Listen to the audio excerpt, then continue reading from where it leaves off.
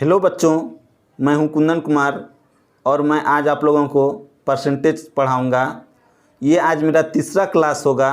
जो भी मेरे पिछले क्लास को नहीं देखें वो जाके देख लीजिए, तभी आपको सारा वीडियो समझ में आएगा। तो आज मैं आप लोगों को AB फार्मूला के बारे में बताऊंगा।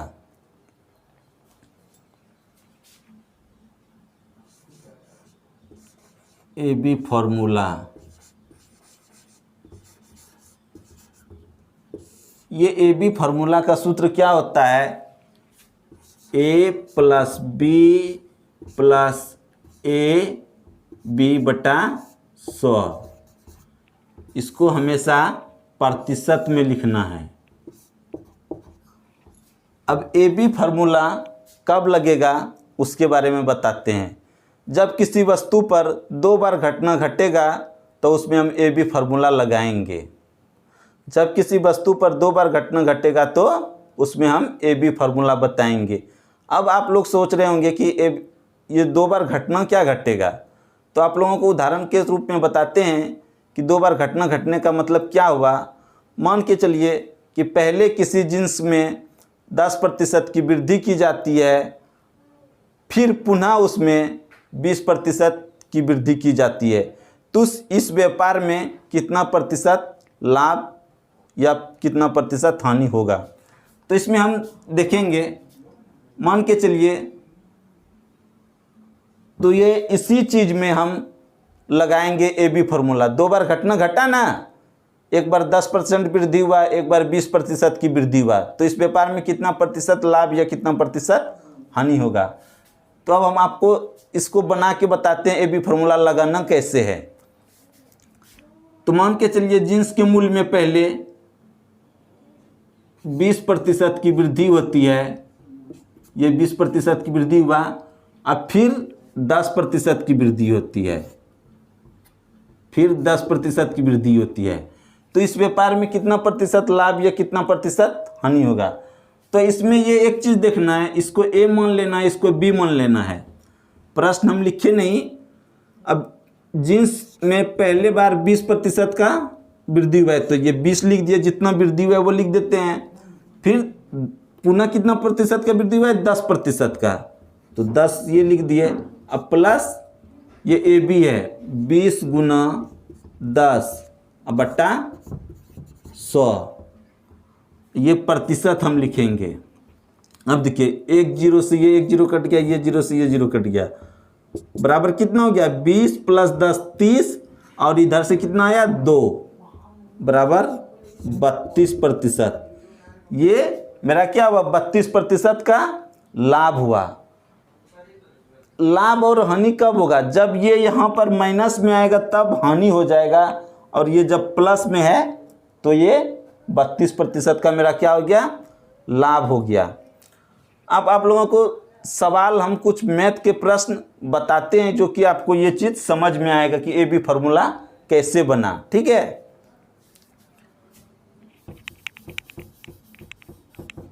मान के चलिए इसी प्रश्न को बताते हैं हम आपको। पहले जिन्स के मूल्य में 20% की वृद्धि हुआ है, फिर 10% की वृद्धि हुआ है।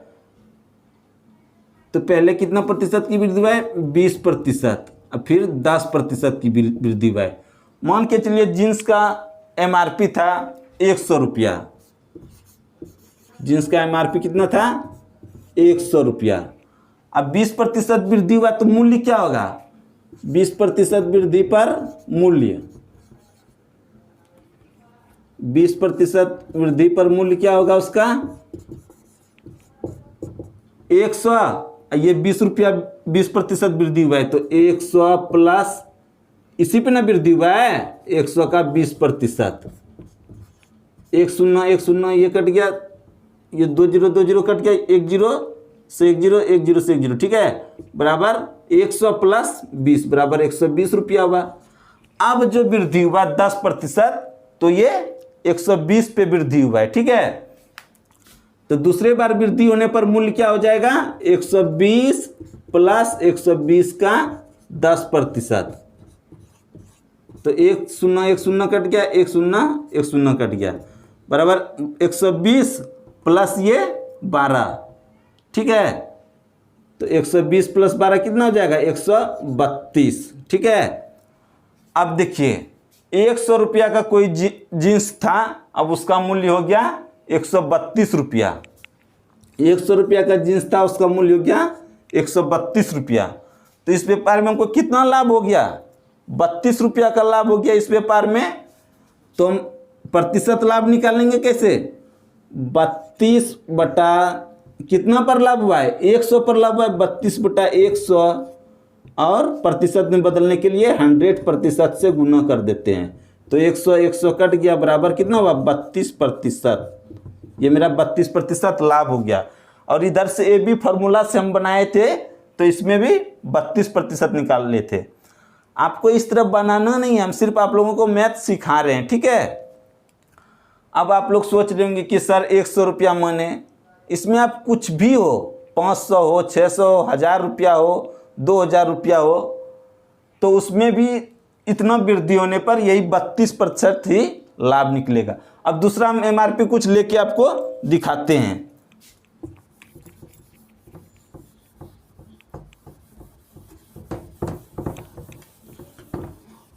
मान के चलिए मेरा एमआरपी रहता, जींस का मूल्य रहता 500 रुपया,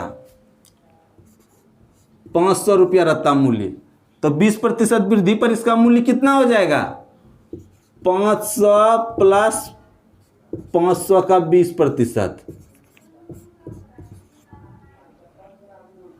ये 100 से कट गया 500, 5 बार में। अब बराबर देखिए 500, अब 20 गुना 500 बराबर कितना हो जाएगा 500 प्लस 100 600 रुपया। ठीक है, अब पुनः कितना वृद्धि हुआ है 10% की वृद्धि हुआ है। 10% की वृद्धि हुआ है, तो पुनः मूल्य कितना हो जाएगा, पुनः मूल्य कितना हो जाएगा 600। इस पे ना 10% वृद्धि होगा दूसरी बार, 600 प्लस 600 का 10%। 10% को 10 बटा 100 लिखे। जो भी पिछला वीडियो नहीं देखे हैं वो देख लीजिए, समझ में आ जाएगा। 100 से 600 कटाए कितना हुआ 6 बार में, बराबर देखिए 600 और 6 गुना 10 60 हुआ, 600 प्लस 60 बराबर 660 रुपया। अब देखिए जींस मेरा 500 रुपये का था और हो गया मेरा 2 बार वृद्धि होने पर 660 रुपया। तो कितना मेरा वृद्धि हुआ इसमें 500 में 660 में 500 घटाए तो कितना हुआ 160 बराबर 160 रुपया। अब प्रतिशत हमको लाभ या प्रतिशत हानि निकालना है, तो कितना पे हुआ 160 रुपया जो वृद्धि हुआ 500 पे हुआ। ठीक है, बटे 500 लिख लिए। अब प्रतिशत में बदलने के लिए 100% से गुना कर दिए। अब देखिए एक जीरो कट गया, ये दूसरा जीरो कट गया। ठीक है, अब 5 से इसको कटा दीजिए, 32 बार में कटेगा बराबर 32%। आप लोगों को इसलिए बना के दिखाए ताकि आप लोग अच्छे से समझ जाएं। तो हमको इस प्रोसेस से बनाना नहीं है, सिर्फ आप लोगों को समझाने के लिए, मैथ सिखाने के लिए ये बताए। अगर परीक्षा में प्रश्न आए और इस तरह का प्रश्न बहुत बार पूछा जाता है कि किसी कर्मचारी के वेतन में पहले 20% की वृद्धि हुई, फिर पुनः 10% की वृद्धि हुई, तो उसके वेतन पर क्या प्रभाव पड़ा। तो इस तरह से इस फार्मूला पे आपको बैठा देना है। ठीक है, कोई भी सवाल रहे, अगर रहे किसी आयत की लंबाई पहले 10% कमी की जाती है, फिर चौड़ाई 5% की कमी की जाती है, तो उसके क्षेत्रफल पर क्या प्रभाव पड़ेगा। अब दूसरा कुछ सवाल आप लोगों को हम बताते हैं। ठीक है, आप लोगों को एक चीज़ ध्यान में रखना है कि जब किसी वस्तु पर 2 बार घटना घटेगा तो उसमें ए बी फार्मूला हम यूज करेंगे। ठीक है, परीक्षा में इस तरह के प्रश्न आएंगे तो आप लोग इस फार्मूला को यूज कर लीजिएगा और डायरेक्ट उत्तर बना दीजिएगा। ठीक है, अब देखिए प्रश्न रहे कि किसी कर्मचारी के वेतन में जनवरी माह में 20% की वृद्धि की जाती है और फरवरी में 10% की कमी की जाती है, तो मार्च के वेतन पे उस पर क्या प्रभाव पड़ेगा। देखिए इस सवाल को इस मेथड से कैसे बनाएंगे। जनवरी में कितना प्रतिशत की वृद्धि की जाती है, तो 20% वृद्धि की जाती है, तो 20 लिख लिए। और फरवरी में क्या किया जाता है, 10% की कमी की जाती है, तो ये -10 लिख दिए, ठीक है। और यहाँ पर ये -20 गुना 10/100। अब आप लोग सोच लेंगे सर तो फार्मूला लिखें a + b + ab/100, तो ये कैसे हुआ आप लोगों को ये बताते हैं। पहले इसके लिए कुछ समझ लीजिए, ठीक है, ताकि आपका एक भी प्रश्न एग्जाम में गलत ना हो। समान चिन्ह वाले का गुना हमेशा प्लस में आएगा और असमान चिन्ह वाले का गुना हमेशा माइनस में आएगा। अब देखिए कैसे होगा। मान के चलिए ये प्लस लिखते नहीं है, ठीक है। 4 गुना 5 बराबर कितना हुआ, 20, ठीक है। समान चिन्ह है दोनों में, दोनों के आगे प्लस है, प्लस लिखते नहीं है, ठीक है। ये हमेशा प्लस में आया।